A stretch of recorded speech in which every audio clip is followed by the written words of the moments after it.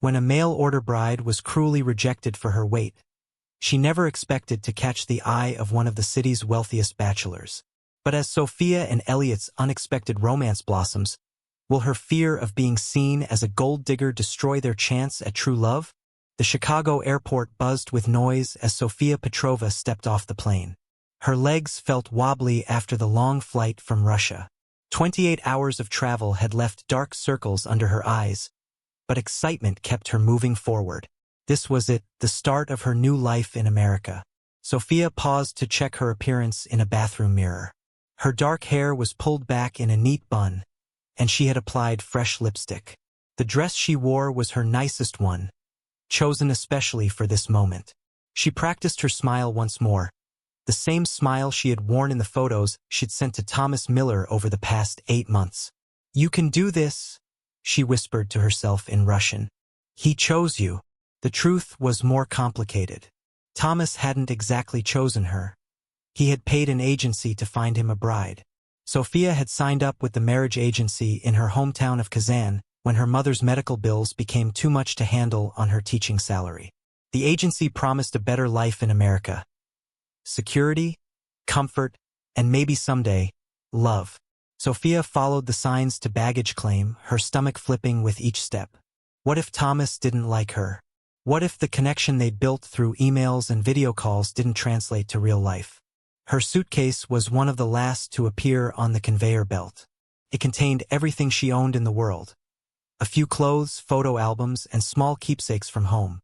As she lifted the heavy case, Sophia took a deep breath and headed toward the arrivals area. The crowd of waiting people made her heart race.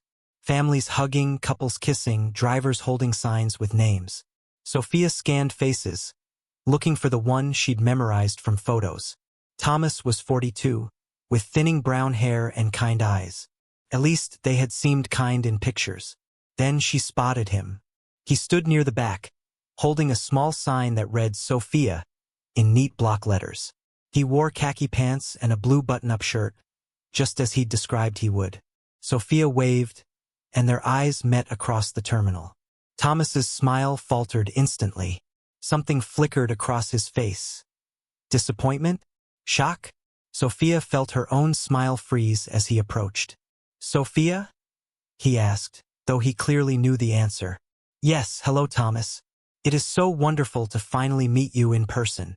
She stepped forward for a hug, but he extended his hand instead.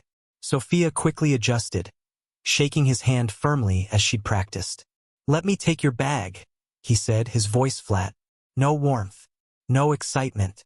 The ride to Thomas's apartment was mostly silent.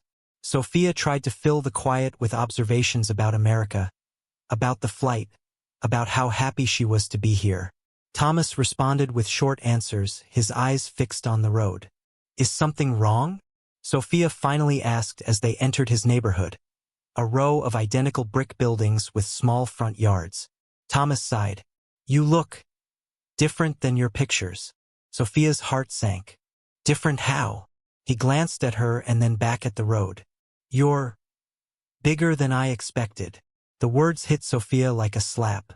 She had sent full-body photos, though admittedly they had been carefully posed. She'd worn her most flattering clothes and stood at angles that minimized her curves. It wasn't lying exactly, just presenting her best self. "I'm sorry if I disappointed you," she said quietly. Thomas didn't respond as he parked the car. He helped with her suitcase but kept his distance as they climbed the stairs to his second-floor apartment. The apartment was clean but plain. Beige walls, brown furniture, a small kitchen with outdated appliances. Thomas showed her to the guest room. Not their room, but a separate space with a twin bed and empty dresser. "You must be hungry," he said. "I thought we could order takeout tonight." Dinner arrived 30 minutes later. They sat at Thomas's small dining table, eating Chinese food from paper containers. Sophia tried to restart conversation, asking about his job as an accountant, his family in Wisconsin, his hobbies. Thomas answered each question politely but asked nothing in return. No questions about her teaching career, her family, her dreams. The man who had seemed so interested in her life through emails was nowhere to be found. When they finished eating, Thomas cleared his throat. "Sophia," I need to be honest with you. Her mouth went dry. Yes. This isn't going to work. He stared at his empty plate. You misrepresented yourself in those pictures. I specifically wanted someone thinner. Sophia felt the room spin. All those months of planning, of hoping, of imagining a future with this man. Gone in an instant because of her body size? I didn't lie to you, she said, her voice shaking. I sent real photos. Carefully selected ones, Thomas countered. Look, I'm sorry, but physical attraction is important in a marriage. I just don't feel it. Tears burned in Sophia's eyes. What happens now? Thomas at least had the decency to look uncomfortable. I'll pay for a hotel for 2 nights while you figure out your next move. I can help you look into return flights to Russia. Sophia sat frozen, humiliation burning through her. 8 months of emails. 3 video calls. Thousands of miles traveled. All for nothing. Can I stay tonight? She asked, her voice small. It's already late. Thomas nodded. Of course. We'll sort everything out tomorrow. That night, Sophia lay awake in the stranger's guest room, staring at the unfamiliar ceiling. The full weight of her situation crashed down on her. She was alone in a foreign country with limited money and no friends or family to turn to. The future she had pinned all her hopes on had evaporated in a single evening. Outside the window, America continued on, oblivious to her broken heart. Cars passed by. Streetlights glowed. Somewhere in this vast country, people were falling in love, getting married, building lives together. But not Sophia. Not with Thomas. Tomorrow she would face the impossible task of rebuilding her plans from scratch. But tonight, all she could do was let the tears fall silently in the darkness of a room that would never become home. Morning light streamed through thin curtains, waking Sophia from a restless sleep. For a blissful moment, she forgot where she was and why. Then reality crashed back. She was in Thomas Miller's guest room, rejected before she'd even unpacked her suitcase. The smell of coffee drifted under the door. Sophia pulled herself up and caught her reflection in the mirror hanging on the wall. Her eyes were puffy from crying, her hair a tangled mess. She smoothed her hands over her curves, the body that Thomas had deemed unacceptable. Was this really happening? In the kitchen, Thomas sat reading news on his tablet. He glanced up when Sophia entered. I made coffee, he said, gesturing to the pot on the counter. Help yourself. Sophia poured a cup with shaking hands. The silence between them felt like a physical thing, heavy and smothering. Finally, Thomas spoke. I found a hotel about 2 miles from here. It's not fancy, but it's clean and safe. I called this morning, and they have a room available. He slid a printed reservation across the table. I've paid for 2 nights. Sophia stared at the paper. And after 2 nights? Thomas shifted uncomfortably. I checked flights. There's one to Moscow on Saturday with a connection to Kazan. I can help with the cost if... No. The word came out sharper than Sophia intended. I mean, thank you, but no.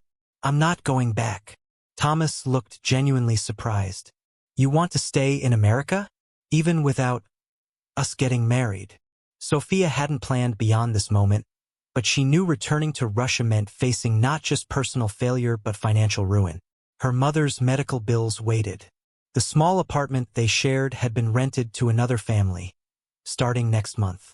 There was nothing to go back to. I have a visitor visa for 3 months, she said. I will find work. Figure something out. Thomas frowned. It's not that simple. You can't just stay and work on a visitor visa. That's illegal. I will find a way, Sophia insisted, though she had no idea what that way might be. After breakfast, Thomas drove her to the hotel. The 20-minute ride felt endless. He attempted small talk, as if they were distant acquaintances rather than 2 people who had planned to spend their lives together. The hotel has free breakfast, he said as they pulled into the parking lot. And there's a bus stop right out front if you need to get around. Sophia nodded, not trusting herself to speak. The hotel was a 2-story building with peeling paint and a flickering vacancy sign. Not the American dream she had imagined. At the front desk, a bored clerk handed over a key card without looking up from her phone. Thomas carried Sophia's suitcase to room 118 on the ground floor, facing the parking lot. The room smelled of cleaning products and old carpet. A queen bed took up most of the space, with a small table and chair squeezed in the corner. The bathroom was tiny, with cracked tiles and a shower that leaked. Thomas set down her suitcase and hovered awkwardly near the door. "Will you be okay here?" Sophia wanted to scream. Of course she wouldn't be okay. She was stranded in a strange country, her future shattered because a man she trusted found her body lacking. But she forced a smile. "I will be fine.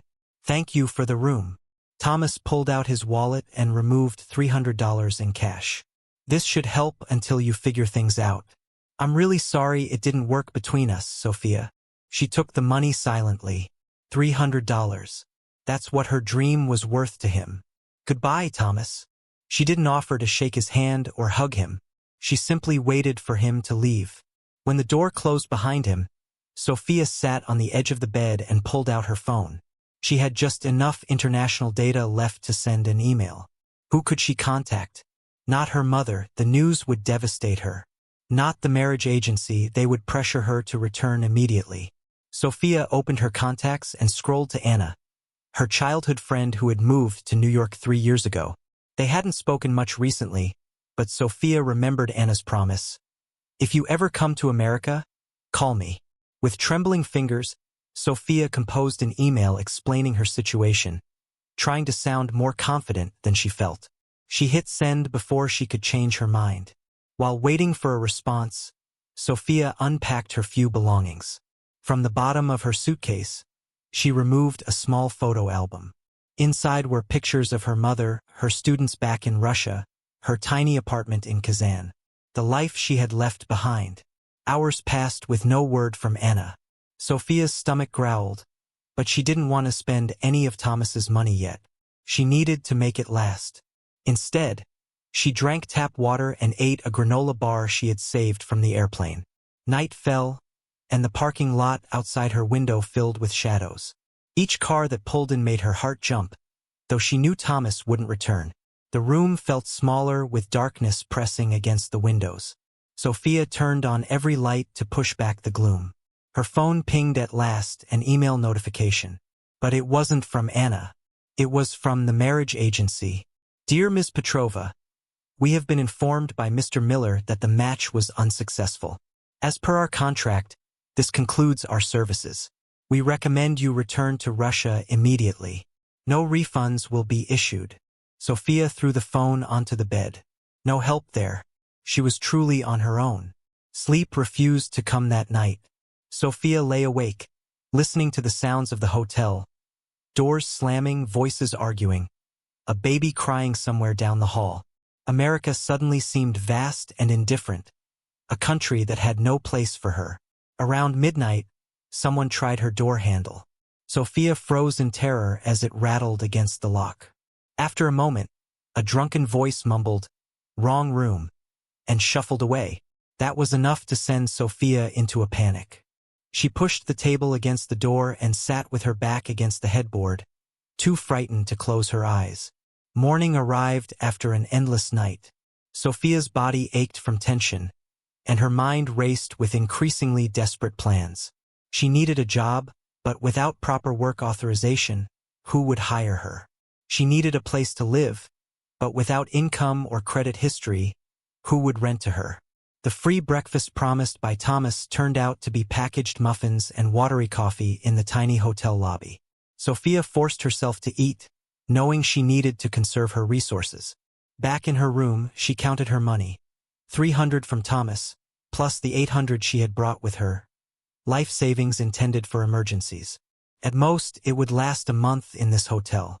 She was researching cheap, extended-stay options on her phone when a knock at the door made her jump. Sophia approached cautiously, remembering the midnight intruder. "Who is it?" she called, her accent thickening with fear. "Room service," a male voice answered. Sophia frowned. She hadn't ordered anything. Through the peephole, she saw a tall man in an expensive suit holding what appeared to be a covered tray. "I think you have wrong room," she called through the door. "Room 118, right?" the man asked. Against her better judgment, Sophia opened the door a crack, chain still in place. I did not order room service. This hotel doesn't even have room service. The man looked confused, then embarrassed. He was handsome in a conventional way. Dark hair beginning to gray at the temples, clean-shaven, with intelligent eyes that noticed everything, including her tear-stained face. I'm so sorry, he said. I must have the wrong hotel entirely. I was looking for the Westbrook Suites. He paused, studying her face. Are you all right, miss? Something in his kind eyes broke Sophia's careful composure. To her horror, fresh tears spilled down her cheeks. The knock startled Sophia from her misery. Who could possibly be at her door in this strange country where she knew no one? Her cheeks still wet with tears, she peeked through the peephole to see a man in a dark blue suit holding a covered silver tray. Wrong room, Sophia mumbled, cracking the door open just enough to see the stranger's surprised face. The man blinked, looking down at a small paper in his hand. Room 307? I have the steak dinner with... His voice trailed off when he noticed her red, puffy eyes. The stranger's professional smile quickly faded to concern. I'm so sorry. Are you all right? He asked, his voice gentle in a way that made Sophia's carefully held composure crack completely. Fresh tears spilled down her cheeks as she tried to explain. I did not order food. I have no money for fancy dinner. The man's eyebrows drew together. I'm Elliot Chambers, he said, awkwardly balancing the tray while fishing a business card from his pocket. I own the Walker Hotel downtown. This was meant for another guest, but clearly... He paused, seeming to make a decision. Would you like to talk? Sometimes a stranger is easier to talk to than a friend. Something about his kind brown eyes and the lack of pity in them made Sophia step back, opening the door wider. I should not burden stranger with problems. Elliot set the tray down on the small table by the window. Consider me a professional listener. Hotel owners hear everyone's stories. Before Sophia knew what was happening, the whole humiliating tale came pouring out, the months of letters with Thomas, selling her few valuables for the plane ticket, his cold eyes when he saw her at the airport, and the crushing words at dinner. She hadn't meant to tell this stranger everything, but once she started, the words wouldn't stop. He said I tricked him with my pictures, that I am too fat for him to marry, Sophia admitted, shame burning her cheeks.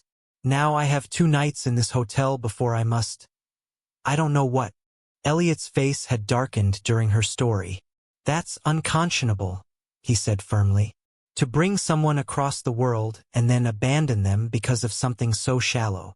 Sophia shrugged, trying to appear stronger than she felt.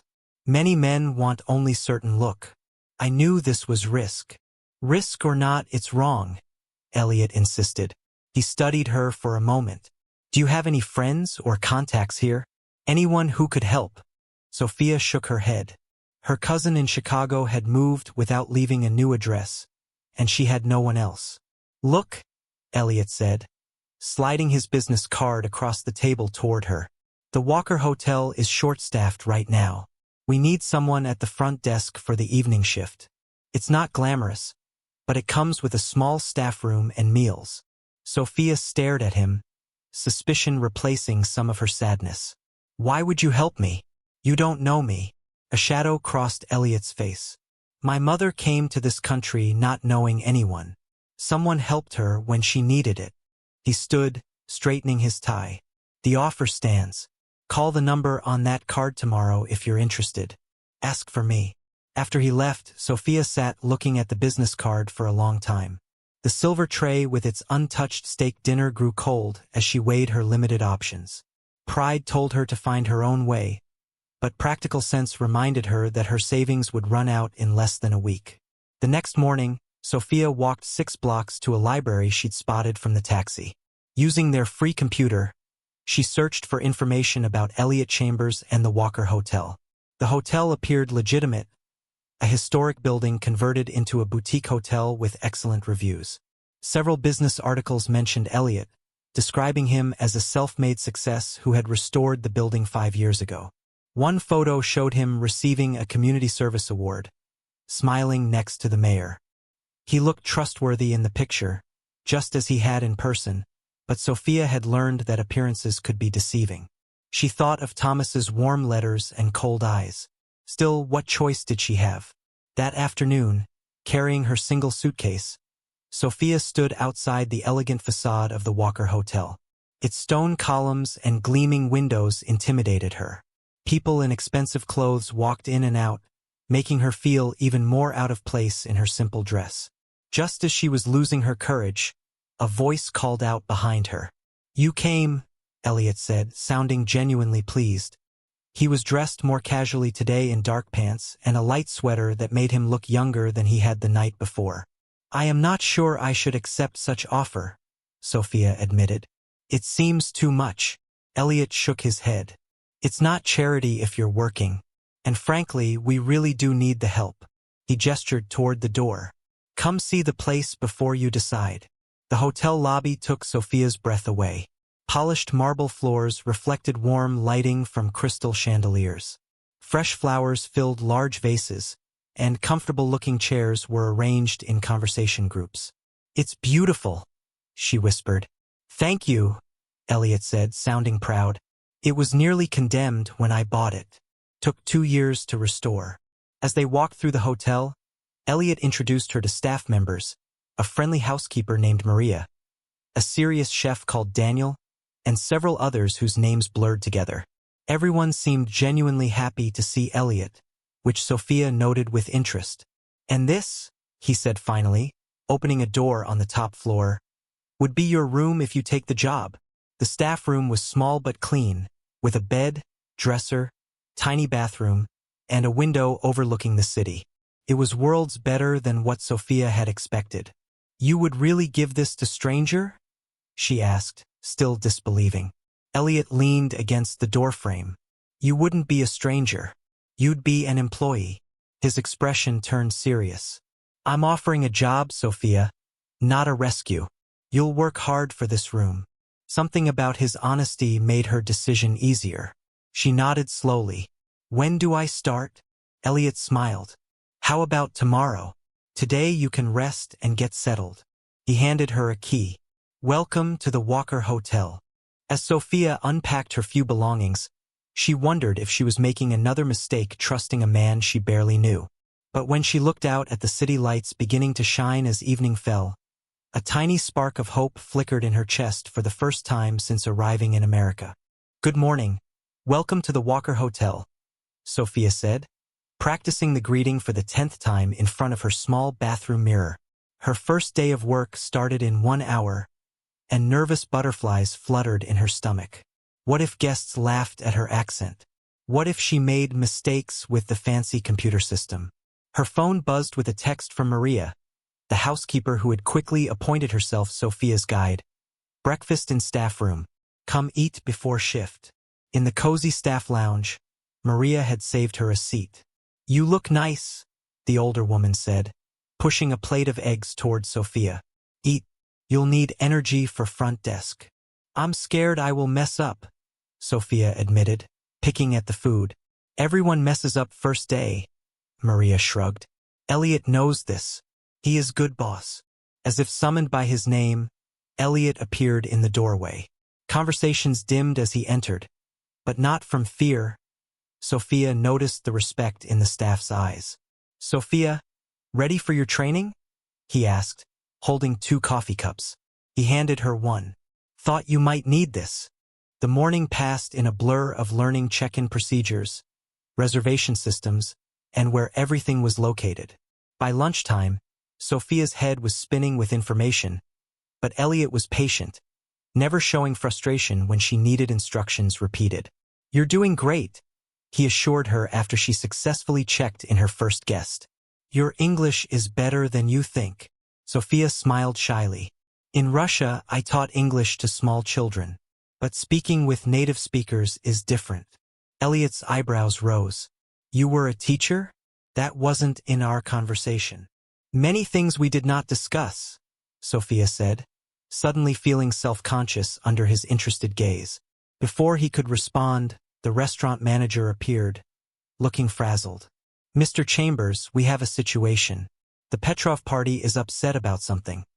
But they're speaking Russian and none of us understand what's wrong. Elliot turned to Sophia. Would you mind helping? Your front desk training can continue after lunch. Sophia followed Elliot to the hotel restaurant, where a table of well-dressed men were arguing loudly in Russian. She immediately recognized the type, new money businessmen who enjoyed flaunting their wealth and making demands. Good afternoon, gentlemen, Elliot said smoothly. I understand there's an issue with your meal? The largest man, wearing an expensive watch that caught the light with every dramatic hand gesture, looked up with annoyance. The food is not authentic Russian as advertised, he complained in heavily accented English. Is American food with Russian names? Sophia stood slightly behind Elliot, trying to be invisible, but the man's eyes found her anyway. Ah, you have Russian girl working here, he said, switching to her native language. Come here, pretty one. Tell your boss our borscht tastes like American garbage. Sophia stepped forward reluctantly. The chef would be happy to adjust the recipe to your preferences, she replied in Russian, keeping her tone professional. The businessman laughed, looking her up and down with inappropriate interest. You are Russian woman, yes? Nice and curvy. Not like skinny American girls with no meat on bones. He reached for her hand. Sit with us. Much better company than hotel work. Sophia felt her cheeks burn with embarrassment as the other men at the table chuckled. Before she could respond, Elliot spoke, in perfect Russian. Sir, that is completely inappropriate. Ms. Petrova is a valued employee, not entertainment. I must ask you to show proper respect or take your business elsewhere. The table fell silent. Sophia stared at Elliot in shock. His Russian was flawless, with barely a trace of accent. The businessman's face darkened with anger and embarrassment. You tricked us by pretending not to understand. I didn't pretend anything, Elliot replied coolly, still in Russian. Now, would you like our chef to adjust your meal? Or would you prefer to dine elsewhere? After a tense moment, the man waved his hand dismissively. Fix the borscht. Add more dill and less garlic. Certainly, Elliot nodded. Sophia, please inform the chef. He switched back to English. Gentlemen, your meal will be complimentary today for the inconvenience. Walking to the kitchen, Sophia felt stunned. You speak Russian? She whispered when they were out of earshot. We'll talk later, Elliot said, his professional smile returning as they passed other guests. The rest of her shift passed in a blur of questions. Why hadn't he mentioned speaking her language? Was that why he had really offered her the job? At 5 o'clock, Sophia's replacement arrived at the front desk. As she gathered her things to leave, Elliot appeared. Dinner in my office? We should talk, he said, his expression unreadable. Sophia followed him to his office on the mezzanine level, a warm room with bookshelves and a small dining table by the window. Food was already set up, a simple meal of chicken and vegetables. You speak perfect Russian and never told me, Sophia said as soon as the door closed behind them. Elliot sighed, gesturing for her to sit. I should have mentioned it. I'm sorry. Did you hire me because I am Russian? The question had been bothering her all afternoon. No, he said firmly. I hired you because you needed a job and I needed staff. The Russian connection is... He paused, searching for words. Complicated. Sophia waited, sensing there was more to the story. My mother was from Moscow, Elliot finally said, his voice softening. She came here when she was 20, just like you. She met my father, fell in love, had me. A shadow crossed his face. She never lost her accent, never stopped missing Russia either. She is back in Russia now? Sophia asked. Elliot shook his head. She died when I was 15. Cancer. My father followed 3 years later, heart attack. I'm sorry, Sophia said softly, understanding his earlier comment about someone helping his mother. Russian was our special language, Elliot continued, looking out the window instead of at her. Dad never learned more than a few words, so when Mom and I spoke Russian, it was just for us. He smiled sadly. I haven't spoken it much since she died. Hearing you speak, it brought back memories. The revelation changed something between them. Sophia saw not just the successful hotel owner, but the boy who had lost his mother too young. It made him human in a way their previous interactions hadn't. Over the next 2 weeks, Sophia settled into hotel life. She moved from the front desk to the restaurant when they discovered her skill with languages extended beyond Russian. She could manage basic conversations in German and French as well, making international guests feel welcome. Working gave Sophia purpose. Each paycheck felt like freedom, a step away from the desperation that had brought her to America. She made friends among the staff, especially Maria, who invited her to Sunday dinners with her large family. And then there was Elliot. She often felt his eyes on her as she moved through the dining room, not with judgment like Thomas had looked at her, but with something that made her both nervous and warm inside. Sometimes he joined her for lunch in the staff room, asking about her life in Russia, her family, her dreams. Other times they spoke Russian together, and she watched him relax in a way he never did when speaking English. "You are a different person in Russian," she told him one evening as they walked through the hotel garden after her shift. "How so?" he asked, hands in his pockets as autumn leaves crunched beneath their feet. "More open," Sophia said, trying to find the right word. "Less businessman, more just Elliot." He smiled, that real smile that transformed his serious face. "My mother used to say the same thing." As October turned colder, Sophia realized she felt safer than she had in years. She had her own money, her own space, people who valued her work. But with that safety came worry. Her tourist visa would expire soon, forcing impossible choices. "Have you thought about what you'll do?" Elliot asked one evening after she mentioned the visa problem. Sophia sighed. "I look into student visa, but school is expensive. Work visa needs sponsor." She didn't add that returning to Russia felt impossible now. Her apartment was long gone, her teaching position filled. Elliot was quiet for a long moment before speaking. "The hotel could sponsor you. We genuinely need someone with your language skills." Hope flickered in Sophia's chest, but doubt quickly followed. "Why would you do this for me?" Elliot's expression turned serious. "Because you're valuable to the hotel. And because—" He hesitated, then continued more softly. "Because I've come to care about what happens to you." Sophia looked away, unsure how to respond. Part of her wanted to believe him, but another part remembered Thomas's initial kindness that turned to cruelty. Was Elliot truly different? Or would his interest fade when the novelty of her presence wore off? "I need to think," she said finally. That night, lying in bed, Sophia wondered what her mother would advise. Trust was hard after disappointment. But as she drifted toward sleep, she realized something important. For the first time since arriving in America, she was building a life that belonged to her alone, not defined by any man's approval or rejection. Whatever she decided about Elliot's offer, that truth gave her strength she hadn't possessed before. The words flew across the room like sharp knives. "You speak Russian?" Sophia stood in the doorway of Elliot's office, her face a mix of surprise and something that looked like betrayal. Her hand still gripped the door handle, ready to leave if needed. Elliot looked up from his desk, papers scattered around him like fallen leaves. The evening light made his office glow orange. "I do," he admitted, setting down his pen. "Please, come in." Sophia hesitated.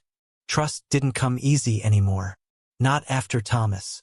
She stepped inside but left the door open. "You heard everything that man said about me today, didn't you?" she asked, her voice barely above a whisper.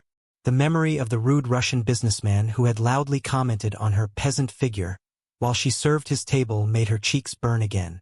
Elliot nodded slowly. "Every word. That's why I stepped in." Earlier that day, the entire restaurant had fallen silent when Elliot approached the businessman's table and responded in perfect Russian. Nobody understood what he said, but the man's face had turned red, and he'd paid his bill and left without finishing his meal. "My mother was from Moscow," Elliot explained, his fingers tracing the edge of a silver frame on his desk. He turned it around to show Sophia a photo of a beautiful woman with his same green eyes. "I grew up speaking both languages. It was our secret way of talking when I was little." Sophia moved closer, studying the picture. She's beautiful. She was, Elliot said softly. Cancer took her when I was 12. Sophia's eyes met his. I'm sorry. It was a long time ago. He glanced at his watch. Have you eaten? I was about to order dinner. Sophia should have said no, should have kept her distance. But something in his voice, the lonely echo that matched her own, made her stay. Nothing fancy, she warned. He smiled. How about pizza in the staff lounge? Nobody's there this time of night. The staff lounge wasn't much. Just a small room with a worn couch, a round table with 4 chairs, and a tiny kitchen area. But with the city lights twinkling through the window and the smell of fresh pizza, it felt cozy. So, Elliot said, handing Sophia a paper plate with a slice. Tell me something about yourself that isn't in your employee file. Sophia took a small bite, thinking. I used to dance, she finally said. Not professionally, but in my village I was known for it. Folk dancing. Really? I can't dance at all, Elliot laughed. 2 left feet. I could teach you sometime, Sophia offered, then immediately regretted it. She was getting too comfortable too fast. But Elliot's face lit up. I'd like that. The conversation flowed easier than Sophia expected. She learned that despite owning 3 hotels, Elliot still made his own breakfast every morning, always oatmeal with fresh berries, and that he collected old maps. My father traveled a lot, he explained. He'd bring me back maps from wherever he went. Where is your father now? Sophia asked. Elliot's smile faded. Car accident, 3 years after my mother died. My grandmother raised me after that. The revelation hung in the air between them. Sophia put down her pizza. My father left when I was 8, she said quietly. Just walked out one day. My mother worked 3 jobs to keep us fed. Elliot didn't offer empty words of sympathy. Instead, he simply nodded. We're both members of the same sad club then. Sophia appreciated that he didn't pity her. It made me strong, she said. It shouldn't have had to, he replied. The weeks that followed changed something in Sophia. The hotel began to feel less like a temporary shelter and more like a place she belonged. Her English improved rapidly as she practiced with guests. Some of the regular customers started to ask for her section specifically. One rainy Tuesday, Sophia found a small book on her locker shelf, a Russian English dictionary with a sticky note that read, "For the words you're still looking for. E." The gift was simple but thoughtful. That evening, Sophia used it to write Elliot a thank you note in careful English. Their conversations became a regular thing. Sometimes in the staff lounge after closing, sometimes in his office when she brought him coffee. They discovered shared tastes in music and a common love for old black and white movies. Casablanca, Elliot asked one night, holding up a DVD. The hotel's empty tonight. We could use the big screen in the conference room. I've never seen it, Sophia admitted. Elliot looked shocked. Then we absolutely must fix that right now. They watched the movie with a bowl of popcorn between them. Sophia found herself stealing glances at Elliot more than watching the screen. His profile in the dim light, the way he mouthed certain lines he clearly knew by heart. It all made her heart beat faster in a way that scared her. You should join us for dinner tomorrow, Maria, one of the housekeepers, told Sophia as they folded towels together. My husband is making his famous paella. Several staff members are coming. Sophia hesitated. I don't want to intrude. Nonsense. You've been here 2 months and barely know anyone outside of work, Maria insisted. Besides, my Carlos wants to practice his Russian with you.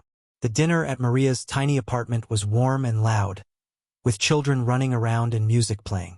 Sophia found herself relaxing, laughing more than she had in months. So, Carlos asked her over a second helping of paella. What's going on with you and the boss? Sophia nearly choked on her wine. Nothing. He's my employer. Maria and Carlos exchanged knowing looks. What? Sophia demanded. He's never spent so much time in the restaurant before you started working there, Maria said. And Anna from maintenance saw you two watching a movie last week. Sophia's cheeks burned.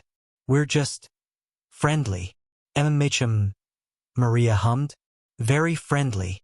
On her walk home, Sophia couldn't stop thinking about what Maria had said.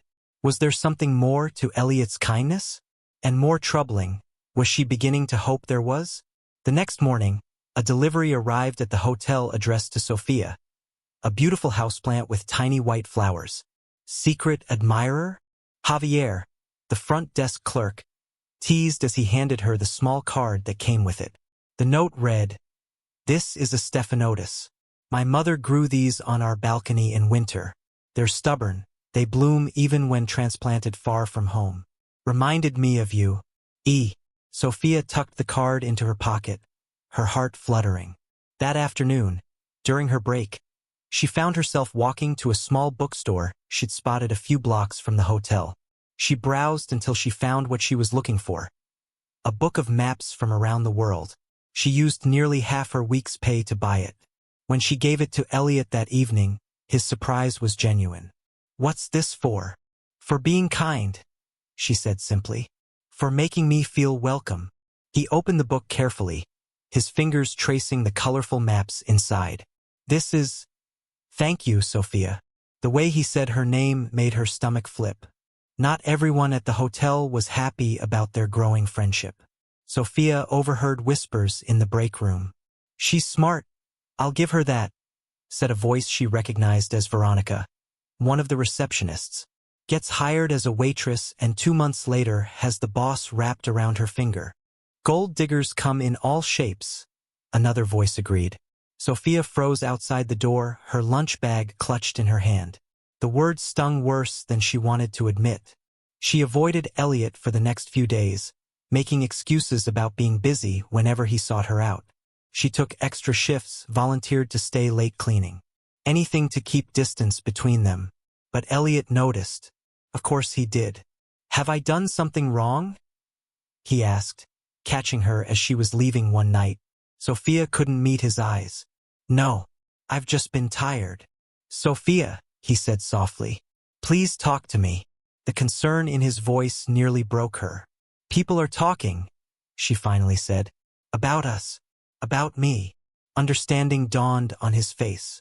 "Ah, they think I'm using you," she continued, the words rushing out now. "That I'm trying to catch you because you're rich." Elliot was quiet for a long moment. "And what do you think?" The question caught her off guard. "What? What do you think about us?" he asked again. Sophia didn't know how to answer. What was there to think? He was kind and handsome and successful. She was a failed mail-order bride with no money and no plans beyond next week.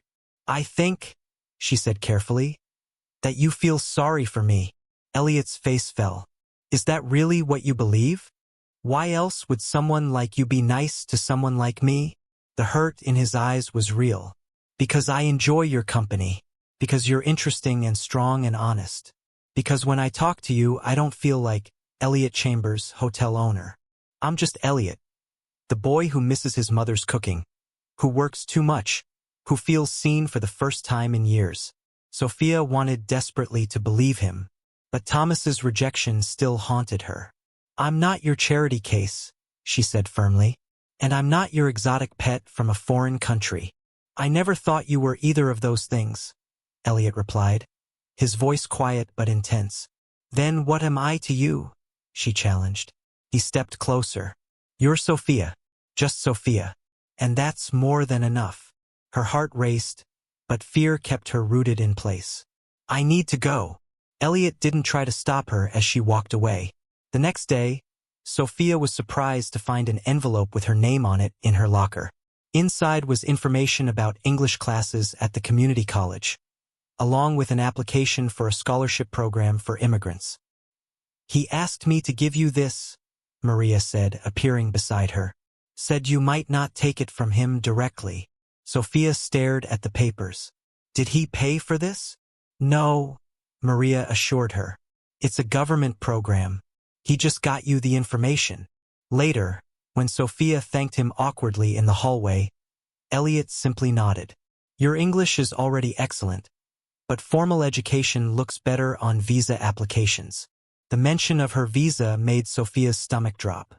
She had less than 3 months left before she'd have to leave. "I've been saving," she told him, "for a lawyer to help with my situation." "That's smart," he approved. "If you need recommendations, let me know.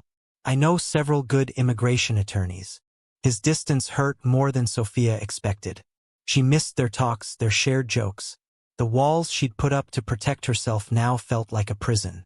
2 weeks later, Sophia's life changed again. The hotel was hosting a charity gala, and they were short-staffed. "Can you fill in?"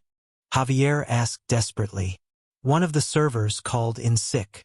Sophia agreed, even though it meant working alongside Elliot all evening. He'd be hosting important guests, and she'd be carrying trays. A clear reminder of the difference in their worlds. She wore the black uniform all the servers wore, her hair pulled back neatly. As guests in expensive clothes and jewels filled the ballroom, Sophia kept her head down and did her job. "You look nice," Elliot said quietly as she passed him with a tray of champagne. He was handsome in his tuxedo, his hair neatly combed, his green eyes bright under the chandeliers. "Thank you," she replied politely, then moved on to the next guest. The evening was going smoothly until Sophia heard a familiar voice that made her blood freeze. Thomas. He was standing near the bar with a thin blonde woman on his arm, laughing loudly. He hadn't seen Sophia yet, but it was only a matter of time in the crowded room. Sophia ducked into the kitchen, her hands shaking so badly she had to set down her tray. "Are you okay?" Maria asked, noticing her pale face. "He's here," Sophia whispered. "The man who rejected me when I first came to America." Maria's eyes widened. "Your mail-order fiancé?" Sophia nodded miserably. "With a new girlfriend." "Oh, honey," Maria said sympathetically. "Do you want to switch to kitchen duty? I can take the floor." Sophia was tempted, so tempted, to hide. But something in her refused to be ashamed. "No," she decided. "I won't hide." When she returned to the ballroom, her chin held high, Thomas spotted her almost immediately. His eyes widened in recognition, then narrowed as he whispered something to the woman beside him. They both looked at Sophia and laughed. The humiliation burned through her all over again. Sophia continued serving, her movements mechanical, avoiding their section of the room when possible. But later, as she was clearing empty glasses, Thomas approached her. "Well, look who it is," he said, his voice slightly slurred from drinking. "Still in America, I see." Sophia didn't answer, just continued collecting glasses. "I'm surprised they hired you for something like this," he continued. "Don't you think she's a bit too round for such a fancy event, Melissa?" He directed this to his date, who giggled on cue. Sophia felt her face flame, but before she could respond, a hand touched her elbow gently. "Is everything all right here?" Elliot asked, his voice pleasant but his eyes cold as they assessed Thomas. "Just catching up with an old friend," Thomas replied, extending his hand. "Thomas Miller. My company donated to your charity tonight." Elliot ignored the offered hand. "Sophia, would you mind helping me with something for a moment?" Grateful for the escape, Sophia nodded. As they walked away, Elliot leaned close. "Who is that man?" "Thomas," she said quietly. "The one who brought me to America and then rejected me." Understanding dawned on Elliot's face, followed by anger. "The mail-order fiancé?" Sophia nodded, embarrassed. Elliot's jaw tightened. "Wait here." "Elliot, don't." But he was already walking back toward Thomas. Sophia couldn't hear what Elliot said, but she saw Thomas's face change from smug to shocked to angry. The blonde woman looked uncomfortable. After a brief exchange, a security guard appeared and escorted Thomas and his date toward the exit. When Elliot returned to Sophia's side, his expression was calm again. "He won't bother you anymore." "What did you say to him?" Sophia asked. A small smile played at Elliot's lips. "I simply informed him that my hotel has a strict policy against harassing staff members, and that his company's donation would be returned in full." Sophia stared at him in disbelief. "You didn't have to do that." "Yes," Elliot said firmly. "I did." Later, as the gala wound down and guests began to leave, Sophia found Elliot alone on the terrace, looking out at the city lights. "Thank you," she said, joining him at the railing. "For earlier." Elliot turned to face her. "No one should ever make you feel less than what you are, Sophia." "And what am I?" she asked, echoing their earlier conversation. "Remarkable," he said simply. The word hung in the air between them like a fragile thing. Sophia felt tears threatening and blinked them back. "My visa expires in 2 months," she said abruptly. Elliot nodded. "I know. I might have to go back to Russia. I know that too." Sophia took a deep breath. "You could help me stay, couldn't you? With your connections, your money." Elliot's expression was careful. "I could try." "Why would you do that for me?" "Because I care about you," he said quietly. Sophia looked away. "As a friend? As a charity case?" "No." His voice was firm. "As someone I'm falling in love with." The words hung between them, changing everything. Sophia's heart hammered in her chest. "You can't love me," she whispered. "Why not?" "Because people like you don't love people like me," she said, the words bitter on her tongue. Elliot stepped closer. "What does that mean exactly?" "People like me. Rich people. Successful people. People with options. And people like you? Desperate people. Poor people. People with no options." Elliot shook his head. "Is that really how you see yourself?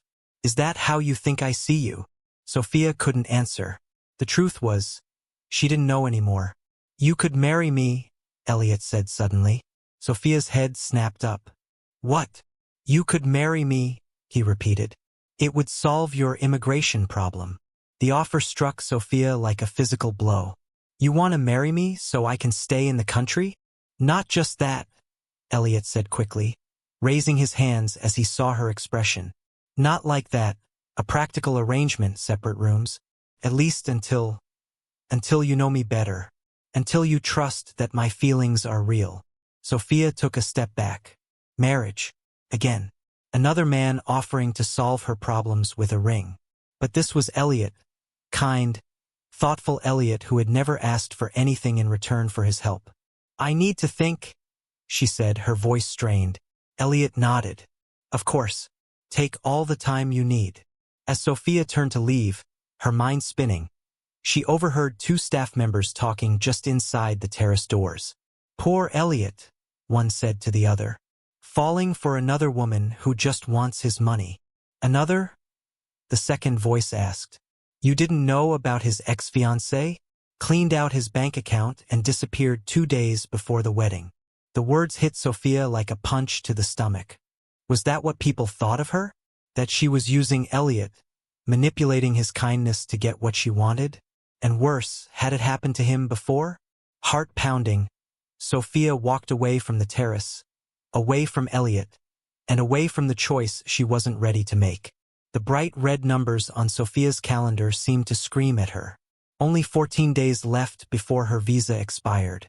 She sat on the edge of her bed in the small hotel room that had become her temporary home, staring at the circled date as if willing it to change. Outside her window, the city lights twinkled, so beautiful yet so uncaring about her problems. Sophia jumped when her phone buzzed with a text from Elliot. "Meeting finished early. Dinner in my office? I have news about your situation." Her heart raced as she typed back yes. What news could he have? Good or bad? She changed her outfit 3 times before settling on a simple blue dress that Elliot once said matched her eyes. The hotel's back hallways were quiet as she made her way to the administrative wing.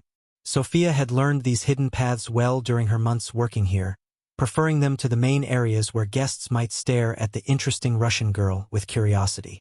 She paused outside Elliot's door, taking a deep breath before knocking. "Come in," his voice called. Elliot stood by the window, his tall figure outlined against the cityscape. He turned when she entered, and the way his face brightened made her stomach flip in that now familiar way. "I ordered from that little Vietnamese place you like," he said, gesturing to the table where steam rose from containers of pho and spring rolls. "You remembered," Sophia said, surprised as always by his thoughtfulness. They sat across from each other, and for a while, They just ate and talked about small things. A difficult hotel guest, a funny story from the kitchen staff, the first signs of spring appearing in the city parks. Sophia almost forgot about her looming deadline until Elliot cleared his throat. So, he began, suddenly looking nervous. I've been talking to my lawyer about your visa situation. Sophia put down her spoon. And there aren't many options, Sophia, with your background and current status. He hesitated, then looked directly into her eyes. You could marry me. The silence in the room was so complete that Sophia could hear the clock on his wall ticking. 1 second, 2 seconds, 3. Marry you? She finally whispered. Elliot immediately raised his hands defensively, seeing her shocked expression. Not like that, I mean a practical arrangement, to help with your immigration status. We could have separate rooms, separate lives if you want. Nothing would have to change except on paper. Sophia stood up so quickly her chair nearly toppled backward. You want to marry me because I'm your charity case? The words came out sharper than she intended. No, that's not. Then what? Your pet project? The sad Russian girl you rescued? Sophia could feel her cheeks burning with embarrassment and anger. After Thomas's rejection, the idea of being pitted felt worse than being unwanted. Elliot ran a hand through his hair in frustration. That's not fair, Sophia. You know I don't see you that way. Then how do you see me? She challenged. He stood too now, his tall frame making the office seem smaller. For a moment, something flickered in his eyes. Something that made Sophia's heart pound. But he looked away. As a friend, he said finally. Someone I care about and don't want to see forced to leave. Something deflated inside Sophia. Of course, what had she expected? That this rich, handsome American had actually fallen for the chubby mail-order bride that another man had rejected? She was being foolish. I need time to think, she said, gathering her purse. Thank you for dinner. She left his office quickly, not trusting herself to stay composed if he said anything else. The back hallway seemed longer now, and Sophia leaned against the wall for a moment, trying to sort through her confused feelings. Did she want to marry Elliot? The thought sent a swirl of emotions through her chest. Not like this, not as a business arrangement. Not when she had realized, somewhere between late-night conversations and stolen glances, that her feelings for him had grown into something frightening and wonderful. Lost in thought, Sophia didn't notice she was near the employee break room until she heard her name. Sophia from Russia, a female voice was saying. Haven't you noticed how much time she spends with Mr. Chambers? Sophia froze. It was Melissa from the front desk talking to someone else. Of course I've noticed, replied another voice. Kevin from housekeeping. Everyone has. Poor Elliot. Falling for another woman who just wants his money. Another gold digger, you mean? Melissa laughed. Remember that model last year? At least she was upfront about wanting his wallet. Sophia's blood turned to ice. This was how the staff saw her? As just another woman using Elliot? She's clever though, Kevin continued, playing the damsel in distress with her visa problems. And Elliot's such a sucker for a sad story. Sophia backed away silently, her vision blurring with tears. She'd heard enough. Practically running now, she made it back to her room and locked the door behind her before the first sob escaped. All this time, people had been watching her, judging her relationship with Elliot, assuming the worst. And maybe they were right. Wasn't she considering his marriage proposal because it would solve her problems? Wasn't she taking advantage of his kindness? Sophia looked around the hotel room that Elliot had given her. The job he had created for her. The life he had helped her build. She had convinced herself she was earning her keep, proving her worth. But was she really just another person using him? A memory surfaced. Elliot telling her about his ex-girlfriend. A model who had leaked private photos of his home to tabloids after their breakup. She never saw me, he had said quietly. Just my bank account. Sophia couldn't bear the thought of being grouped with people who had hurt him. She couldn't bear the staff's whispers and judgmental looks. And most of all, she couldn't bear a marriage of convenience to a man she was falling in love with. The decision crystallized in her mind with painful clarity. She had to leave. Not just Elliot's hotel but his life. It was the only way to prove to herself and everyone else that she wasn't after his money. Sophia pulled her suitcase from under the bed and began packing methodically, tears streaming down her face. She didn't have much. Some clothes, a few books, the small wooden doll her grandmother had given her before she left Russia. It took less than 20 minutes to pack her entire life. She wrote a note with shaking hands. "I won't be another person who takes advantage of your kindness." She left it on the bed along with her employee badge. The night desk clerk was busy with a late check-in when Sophia slipped through the lobby. No one noticed as she stepped out into the cool night air, the door closing behind her with a soft click of finality. Sophia had exactly $743 in her savings account. Not enough for a plane ticket back to Russia, but enough to find a cheap place to stay while she figured out her next move.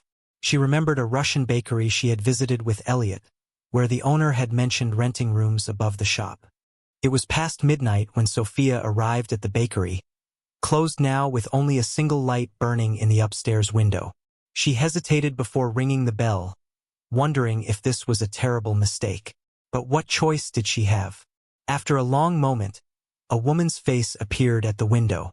Olga Petrovna, the bakery owner, came down in her robe and slippers, surprise evident on her face when she saw Sophia with her suitcase. "Child, what are you doing here so late?" she asked in Russian. Through tears, Sophia explained her situation. The expiring visa, her need for a place to stay and work. She left out Elliot's marriage proposal and the real reason she had fled the hotel. Olga studied Sophia's face for a long moment. "I have a small room upstairs. Not fancy like your hotel, but clean. And I always need help in the bakery. Early hours, hard work, small pay." "I'm not afraid of hard work," Sophia said, straightening her shoulders. Olga nodded, a hint of approval in her eyes. "We start at 4 a.m. Tonight you sleep. Tomorrow you bake." The room was tiny. Just a bed, a dresser, and a small bathroom with a shower that barely fit Sophia's frame. But it was hers, earned honestly.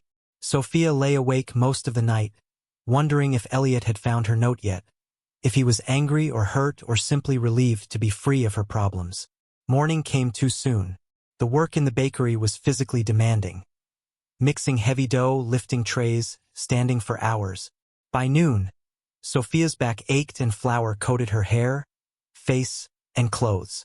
But there was satisfaction in seeing the golden loaves emerge from the oven, in hearing customers' appreciation, in earning every dollar of her small wage. Days passed in a blur of work. Sophia moved mechanically through her tasks, trying not to think about Elliot or the hotel or her visa deadline that was now just a week away. Olga didn't ask questions, but sometimes Sophia caught the older woman watching her with knowing eyes. "You run from something or someone?" Olga finally asked on Sophia's 5th day, as they closed the bakery for the evening. Sophia hesitated, then nodded. "Man trouble," Olga continued, wiping flour from her hands. "Not exactly," Sophia said. "More like pride trouble." Olga grunted. "Pride is expensive luxury, girl." "What do you mean?" "My Nikolai, God rest him, proposed 3 times before I said yes," Olga said, putting away the day's receipts. "First time, I say no because his mother didn't like me. Second time, I say no because I thought I wasn't good enough for doctor's son. Third time," she smiled at the memory. "Third time I was smart enough to say yes." "Why did you keep saying no?" Sophia asked. "Pride," Olga said simply. "And fear. Bad combination." That night, Sophia dreamed of Elliot. Not the wealthy hotel owner in his expensive suits, but the man who had sat cross-legged on her floor eating takeout, who laughed at her terrible American jokes, who listened to her stories about Russia with genuine interest. The man whose eyes softened when he looked at her in a way that made her feel beautiful despite what Thomas had said. A week passed, then another. Sophia settled into her new routine, trying to convince herself she was happy with her decision.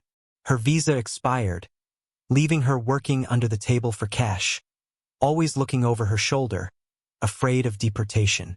Then one rainy Tuesday afternoon, the bell above the bakery door chimed.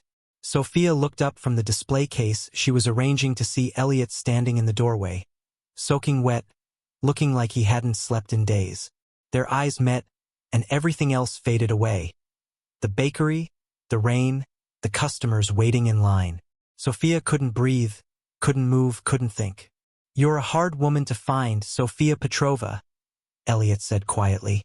Olga, seeing what was happening, shooed the other customers aside. "Take break," she ordered Sophia. "Use office in back." Sophia led Elliot to the tiny room that served as Olga's office, heart pounding so loudly she was sure he could hear it. When the door closed behind them, they stood facing each other in awkward silence. "How did you find me?" Sophia finally asked. "I've been to every Russian restaurant, bakery, and shop in the city," Elliot said, running a hand through his damp hair.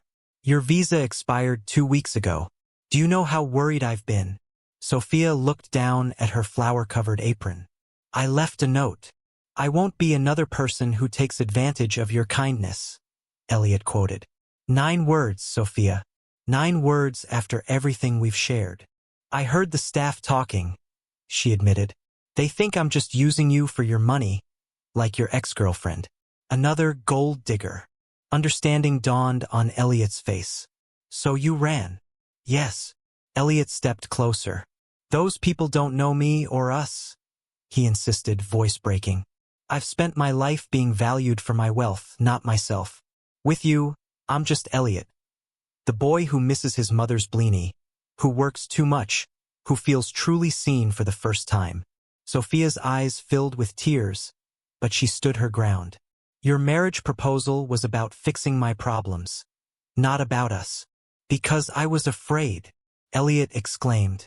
"Afraid that if I told you how I really felt, you'd think I was taking advantage of your situation. That you'd only say yes because you needed the visa, not because you wanted me." "How you really felt," Sophia repeated, hardly daring to believe what she was hearing. Elliot took her flower-covered hands in his. "Sophia, your worth isn't measured by Thomas's shallow judgment or my bank account. I'm in love with your strength, your kindness, your resilience. Everything that makes you Sophia." A tear slipped down Sophia's cheek, leaving a track in the flower dust. "You love me. So much it scares me," he admitted. "I didn't plan it, didn't expect it. But somewhere between our late-night talks and watching you build a new life with such courage, I fell completely in love with you." Sophia's heart felt like it might burst. "But my visa, I'm here illegally now." "We'll figure it out," Elliot promised. "Not with a fake marriage, but together properly. And if we can't, then I'll follow you back to Russia if I have to." "You would do that? Leave everything?" "Buildings and businesses don't matter, Sophia. Finding someone who sees the real you, that's what matters." He cupped her face gently. "Come back with me.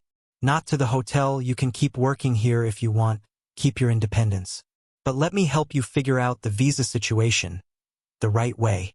Sophia looked into his eyes and saw nothing but sincerity. Maybe Olga was right. Maybe pride was an expensive luxury. And maybe, just maybe, it was time to allow herself to be loved. "On one condition," she said. "Anything. No more seeing me as someone who needs rescuing. We're equals or nothing." Elliot smiled, relief washing over his features. "Deal." Behind them, the office door cracked open, and Olga peeked in. "You two fixed things yet?" "Customers waiting." Sophia and Elliot looked at each other and burst out laughing, the tension finally broken. "Yes," Sophia said, not taking her eyes off Elliot. "I think we're getting there." "Good," Olga declared, closing the door again. "Love more important than bread." But only little bit. Still holding hands, they stood together in the tiny flower-dusted office, the beginning of something real taking shape between them. Something not based on transactions or rescue, but on seeing and accepting each other exactly as they were. The note fluttered to the floor as Elliot's hands began to shake. "I won't be another person who takes advantage of your kindness." Sophia's handwriting blurred before his eyes. She was gone. Really gone. The hotel room she'd lived in for the past 3 months looked empty, as if she'd never been there at all. Her few belongings had vanished, leaving behind only the faint scent of her rose perfume. "Sir." The housekeeper hovered in the doorway. "Should I clean the room now?" Elliot couldn't answer. His throat felt too tight. Where would Sophia go? How would she survive without help?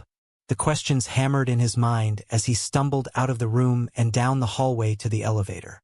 In his office, Elliot slammed the door shut. He threw his jacket across the room, knocking over a plant. Dirt spilled onto the expensive carpet, but he didn't care. Nothing mattered except finding Sophia. His phone buzzed. Maybe it was her? He grabbed it eagerly, but it was only his assistant with a message about tomorrow's meeting with investors. Elliot texted back that all meetings were canceled until further notice. Rain pounded against the windows as Elliot paced back and forth. His mind raced through possibilities. Where would someone with little money and few connections go in a strange city? Who might help a Russian immigrant with nowhere to stay? He froze mid-step. The answer hit him like a lightning bolt. Mrs. Petrov, the old woman who ran the Russian bakery downtown, had taken a liking to Sophia. They'd spoken together in rapid Russian whenever Sophia visited the shop to buy the black bread she missed from home. Elliot grabbed his keys and raced out of the hotel, not bothering with an umbrella. The rain soaked him as he ran to his car. Traffic crawled through the downtown streets, made worse by the downpour. Elliot drummed his fingers on the steering wheel, fighting the urge to honk at every red light. The small bakery glowed warmly against the gray afternoon. A bell jingled as Elliot pushed open the door, sending drops of water flying from his wet clothes. The sweet smell of baked goods filled the air. Mrs. Petrov stood behind the counter, her white hair pulled back in a tight bun. Her eyes narrowed when she saw him. "You are the hotel man," she said, her accent thick. "The one who makes Sophia cry." "I need to find her," Elliot said. "Please, it's important." Mrs. Petrov crossed her arms. "Why should I help you? So you can hurt her more?" "I would never hurt her on purpose," Elliot insisted. "There's been a misunderstanding. She thinks I offered her help because I pity her, but that's not true." "Then why?" Mrs. Petrov asked, studying his face closely. Elliot took a deep breath. "Because I love her." The old woman's expression softened slightly, but she shook her head. "Words are easy. Men say love when they want something. I don't want anything from Sophia except the chance to talk to her," Elliot said. He ran a hand through his wet hair. "She left because she overheard some staff gossiping. They said terrible things, that she was only interested in my money. But I know that's not true. Sophia is the most honest person I've ever met." Mrs. Petrov wiped her hands on her apron, thinking. Finally, she sighed. "I shouldn't tell you this, but Sophia is working for me now. She's living in the apartment upstairs." Hope surged through Elliot's chest. "Is she here now?" "No. She delivers pastries to our customers on Tuesdays. She won't be back until dinner time." Elliot checked his watch. For hours to wait. "May I stay?" Mrs. Petrov hesitated, then nodded. "You can help in the kitchen. If you truly care for Sophia, you won't mind getting your hands dirty." For the next 4 hours, Elliot worked alongside Mrs. Petrov's teenage grandson, Anton. The boy taught him how to knead dough for Russian black bread, laughing at Elliot's clumsy attempts. "You've never worked with your hands before, have you?" Anton asked. Elliot shook his head. "Not like this. My parents died when I was young, and my uncle raised me to focus on business. Work meant sitting behind a desk, making deals, managing people. Sophia works harder than anyone I've ever seen," Anton said as he shaped dough into loaves. "Grandmother offered her the apartment because she stayed late every night cleaning, even after working all day. She doesn't complain, not even once." Pride and sadness mixed in Elliot's chest. That sounded exactly like Sophia.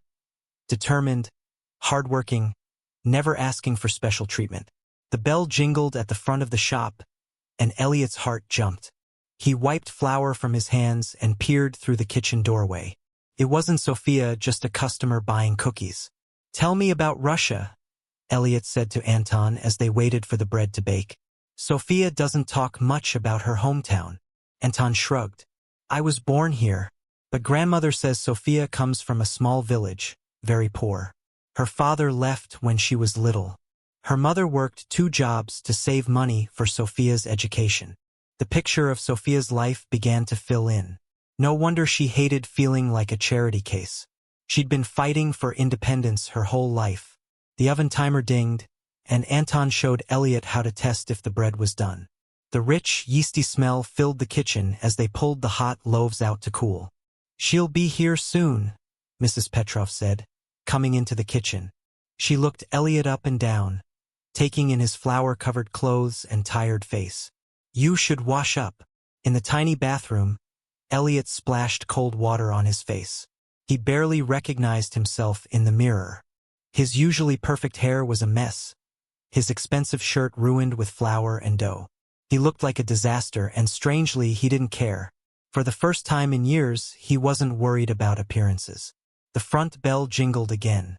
Elliot froze, listening. "Hello, Mrs. Petrov. I delivered all the—" Sophia's voice stopped suddenly. Elliot walked out of the bathroom, his heart pounding. Sophia stood by the counter, still wearing her coat, a delivery bag hanging from her shoulder. Her eyes widened when she saw him. "What are you doing here?" she asked. Her voice sounded small, hurt. "Looking for you," Elliot said simply. Sophia's face hardened. "Well, you found me. Now you can go back to your hotel and your rich friends and forget all about your little charity project." "Is that really what you think you were to me? A charity project?" Elliot stepped closer, but Sophia backed away. "I heard what your staff said," Sophia replied, her chin lifting defiantly despite the pain in her eyes. "The poor Russian girl tricking the rich hotel owner. Is that why you offered to marry me? Because you felt sorry for me?" Elliot shook his head. "Those people don't know me or us. They see what they expect to see. A wealthy man, a foreign woman. They make up stories because they don't understand." "Understand what?" Sophia challenged. "That I've spent my life being valued for my wealth, not myself," Elliot said, his voice breaking. "With you, I'm just Elliot, the boy who misses his mother's blini, who works too much, who feels truly seen for the first time." Sophia looked away, unwilling to be swayed. "You can find someone better, someone from your world." "I don't want my world," Elliot insisted. "It's empty, full of people who only care about money and status. You're the first person since my mother died who hasn't treated me differently because of my bank account." Mrs. Petrov and Anton had disappeared into the kitchen, leaving them alone in the front of the bakery. Outside, the rain had stopped, and the late afternoon sun slanted through the windows. Sophia hung up her coat and moved behind the counter, keeping it between them like a barrier. "Maybe I should thank Thomas for rejecting me," she said bitterly. At least he was honest about what he wanted. The mention of Thomas made Elliot's jaw tighten. Thomas was a fool who couldn't see beyond appearances. He wanted a doll, not a real woman. "And what do you want, Elliot?" Sophia asked, her eyes searching his face. "A partner," he answered without hesitation. "Someone who challenges me, who isn't impressed by my money or afraid to tell me when I'm wrong." He took a deep breath. "Your worth isn't measured by Thomas's shallow judgment or my bank account. I'm in love with your strength, your kindness, your resilience. Everything that makes you Sophia." A tear slipped down Sophia's cheek, but she quickly wiped it away. "How can I believe you? Everyone wants something." "You're right," Elliot agreed. "I do want something. I want the chance to prove myself to you. Not as a rich man, not as your rescuer, but as someone who sees you exactly as you are and loves you for it." Sophia's hands trembled as she fidgeted with a napkin on the counter. "I left because I was scared," she admitted quietly. "Not of you, but of myself, of how much I wanted to believe in this, in us." Elliot circled the counter slowly, giving her time to back away if she wished. She didn't move. "I understand fear," he said. "After my parents died, I built walls around myself. Money became my shield. If people only wanted me for what I could give them, at least I wouldn't be surprised when they left." "I didn't want to leave," Sophia whispered, "but I couldn't bear to hear more whispers. More rumors about the gold digger from Russia. Elliot gently took her hands in his. They were rough from work, so different from his own. Then we'll make a deal, he said. No more rescuing. No more running away. Just two people figuring things out together. Sophia looked up at him. What about my visa? It expires next week. We'll talk to a lawyer, Elliot said. Find options that don't involve rushing into marriage. Maybe a work visa or… I could continue working here, Sophia suggested. Mrs. Petrov says she needs help managing the accounts. With my economics degree, I could do that. Elliot smiled, hope blooming in his chest. See? You don't need me to solve your problems. But I might want you in my life anyway, Sophia said, a small smile finally appearing on her lips. If you can be patient. If we can start over, not as a rich man and a desperate immigrant, but as Elliot and Sophia. I'd like that, Elliot said. He hesitated, then asked, May I kiss you? Not because I'm offering anything or expecting anything in return. Just because I've wanted to for weeks. Sophia nodded, and Elliot leaned down, pressing his lips gently against hers. It wasn't a dramatic movie kiss, but something better, honest, tentative, the beginning of something real. From the kitchen doorway, Mrs. Petrov watched with a knowing smile. Anton, she called, bring the special tea. We have something to celebrate. Anton emerged with a tray of tea and slices of the bread Elliot had helped bake earlier. It's not perfect, Elliot warned as Sophia took a piece. First time I've ever made bread. Sophia took a bite and smiled. It's a little lopsided, a little too much salt, but good for a first try. Her eyes met his. Things don't have to be perfect to be worth trying. They sat at the small table by the window as the bakery closed for the day. Outside, people hurried past, unaware of the fragile new beginning taking shape inside. Elliot and Sophia sipped their tea, talking about simple things. Their favorite books, childhood memories, dreams they'd set aside. Will you come back to the hotel? Elliot asked eventually. Not to your old job. You could do whatever work interests you. Or nothing at all if you prefer. Sophia shook her head. I'm staying here for now. I need to stand on my own feet. Though disappointment flickered through him, Elliot nodded. I understand. But, Sophia added, reaching across the table to touch his hand, you could visit. Take me to dinner sometimes.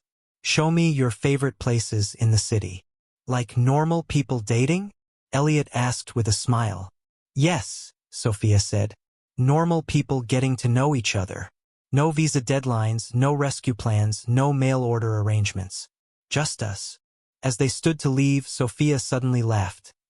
A bright, free sound Elliot had rarely heard from her. What's funny? He asked. Look at you, she said, gesturing to his flour-covered clothes.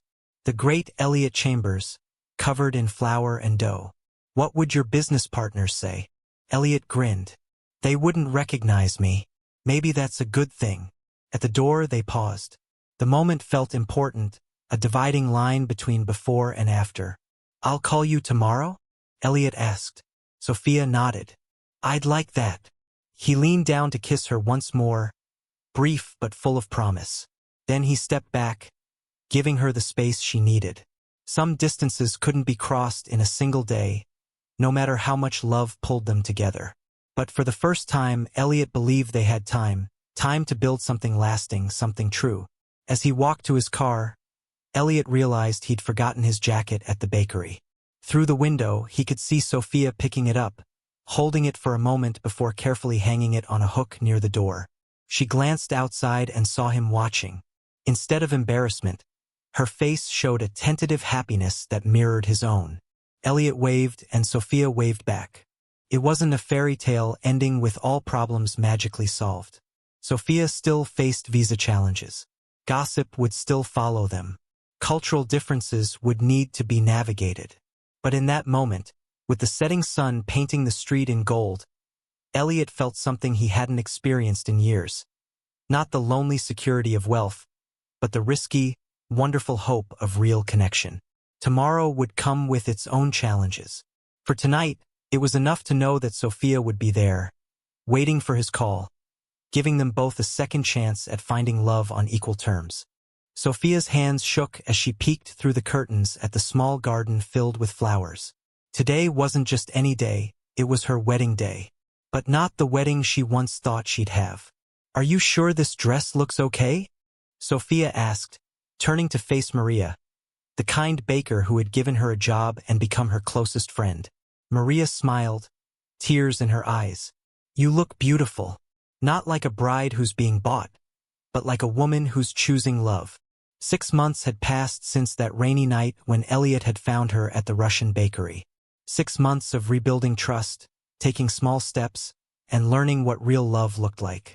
Sophia touched the simple white dress she'd chosen. No big puffy gown or fancy jewels. Just a clean, elegant dress that made her feel like herself. The woman Elliot had fallen in love with, not for being thin or curvy, but for being Sophia. "He's waiting," Maria said softly, "and you should see how nervous he looks." Sophia laughed, picturing confident, successful Elliot fidgeting in his suit. The man who ran huge hotels and made million-dollar deals, nervous about marrying her. Still felt like a dream sometimes.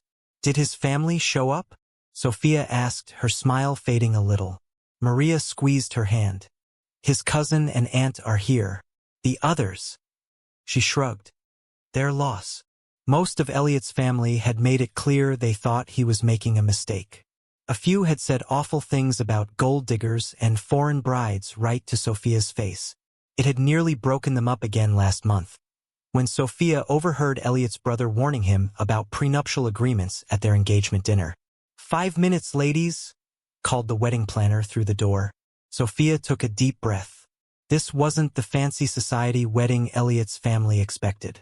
They had chosen a small garden behind a local community center, with just 40 guests, the people who truly supported them. "I'm ready," Sophia said, straightening her shoulders. As the music began playing, Sophia stepped out into the sunlight. The path ahead was lined with white rose petals leading to a simple wooden arch covered in flowers. And there, waiting with the biggest smile she'd ever seen, stood Elliot. His eyes locked with hers, and everyone else seemed to disappear. Sophia felt her heart pounding as she took one step, then another. This wasn't about papers or green cards or security anymore. This was about choosing to build a life with someone who saw her, really saw her. "You're breathtaking," Elliot whispered when she reached him, his voice cracking with emotion. The officiant smiled at them both. "Friends and family, we're gathered here today not to witness a transaction or arrangement, but a true partnership built on mutual respect and love." Sophia squeezed Elliot's hands, remembering how different this was from what she'd expected when she first flew to America. She had come prepared to be a good wife to Thomas, to cook and clean and be grateful for the opportunity. She never imagined finding someone who would see her as an equal. "Marriage isn't easy," the officiant continued. "It takes work every day. Elliot and Sophia know this better than most. Their path to each other wasn't smooth or simple. They faced judgment, misunderstanding, and doubt from others and from themselves." Sophia glanced at the small crowd. Maria was dabbing her eyes. Next to her sat Igor, the grumpy old Russian man who ran the bakery and had become like a father to her. On Elliot's side, his assistant Diane was beaming, along with a handful of hotel staff who had cheered them on from the beginning. There were empty seats, 2 spaces where Thomas might have sat if he'd been a better man, where Elliot's disapproving parents would have been, where Sophia's own family would have stood if they could have afforded to travel from Russia. "Elliot has prepared his own vows," the officiant said, nodding to him. Elliot pulled a crumpled paper from his pocket, then seemed to change his mind. He stuffed it back and looked directly into Sophia's eyes. "Sophia, when you first came to my hotel, you were hurt but not broken. You were afraid but still brave. I watched you rebuild your life piece by piece, standing on your own 2 feet. You never asked for rescue." His voice grew stronger. "That's when I knew you were different from anyone I'd ever met. You didn't want my money or my status. Some days you barely wanted my help." A ripple of gentle laughter moved through the guests. "I promise to remember that you don't need me to complete your story. You've written your own." but I want to be the person who stands beside you as you keep writing it. I promise to listen when you speak Russian when you're angry, even though you think I don't understand the bad words." More laughter, and Sophia felt tears streaming down her face. "I promise to respect your independence while offering my support. I promise to defend you against anyone who tries to judge what they don't understand about us. And I promise to love every part of you, your strength, your stubbornness, your incredible heart, and yes, your beautiful curves that some fool was too blind to appreciate." Sophia was crying freely now, but they were happy tears. The officiant handed her a tissue. "Sophia, would you like to share your vows?" the officiant asked gently. Sophia nodded, taking a moment to find her voice. "Elliot, when I came to America, I thought I was coming for security, maybe someday comfort. I didn't dare hope for love." She took a shaky breath. "When Thomas rejected me, I felt worthless, like I was only valuable if I looked a certain way. You showed me that wasn't true, not by telling me, but by how you treated me." She squeezed his hands tighter. "I promise to always be honest with you, even when it's hard. I promise to build our life together as partners, not as savior and saved. I promise to keep making you try new Russian foods, even the ones you pretend to like but secretly feed to the dog when I'm not looking." Elliot laughed, caught in the act. "And I promise," Sophia continued, her voice growing stronger, "to never let other people's opinions change how I feel about us. Not your family, not old-fashioned ideas about where I come from or what I want. Because what I want is you, not the hotel owner or the rich businessman, but the man who speaks Russian with a terrible accent and burns toast every morning." As they exchanged rings, Sophia felt a sense of peace she hadn't known was possible. The simple gold bands weren't flashy or expensive. Another choice they'd made together, despite the jeweler pushing for something more suitable for a man of Elliot's position. "By the power vested in me, I now pronounce you husband and wife," the officiant declared. "You may kiss your bride." Elliot leaned forward, gently cupping Sophia's face in his hands. The kiss was sweet and full of promise. When they turned to face their cheering friends, Sophia felt not like a mail-order bride or a charity case, but like a woman who had found her place in the world. The small reception was held in the garden too, with tables set up beneath strands of twinkling lights. No fancy ballroom or expensive caterers. Instead, Maria and Igor had prepared a feast that blended American and Russian dishes. The vodka flowed freely, and soon even the most serious guests were laughing and dancing. "May I have this dance, Mrs. Chambers?" Elliot asked with an exaggerated bow, holding out his hand. Sophia rolled her eyes but couldn't stop smiling. "That sounds so strange." "Good strange or bad strange?" he asked as he pulled her close. "Just different," she said. "I'm still me, Sophia Petrova Chambers now, not just Chambers. I wouldn't want you any other way," he whispered, spinning her slowly across the makeshift dance floor. Later, as the night grew cooler and guests started saying their goodbyes, Sophia found herself standing alone for a moment, watching Elliot chat with Igor. The old baker was probably giving him warnings about how to treat her right, judging from Elliot's serious nodding. "He really loves you," said a voice beside her. Sophia turned to see Diane, Elliot's assistant. "I know," Sophia said, still amazed by the fact. "I've worked for him for 7 years," Diane continued. "Seen him date socialites and models. Never seen him look at anyone the way he looks at you." Sophia blushed. "Thank you for being his friend. And for not judging me when I first came to the hotel." Diane waved her hand dismissively. "I judge people by how they treat the housekeeping staff. You were always kind. Those socialites? Not so much." As the party wound down, Sophia and Elliot found themselves sitting on a bench beneath an old oak tree, a little apart from the remaining guests. "No regrets?" Elliot asked quietly. Sophia thought about the long path that had brought her here. The fear when she first applied to the bride agency. The hope when Thomas started writing to her. The devastating rejection. The hard work at the hotel and later the bakery. The fights with Elliot about money and independence. The slow building of trust. "Not one," she said honestly. Even the bad parts brought me here. Elliot slipped his arm around her shoulders. I have a surprise for you. Sophia groaned. Please tell me you didn't buy something expensive. He laughed. Well, that depends on your definition of expensive. But it's not jewelry or a car or anything like that. He pulled an envelope from his jacket pocket and handed it to her. Sophia opened it cautiously, then gasped. Inside were 3 airplane tickets to Moscow, dated for 2 weeks from now.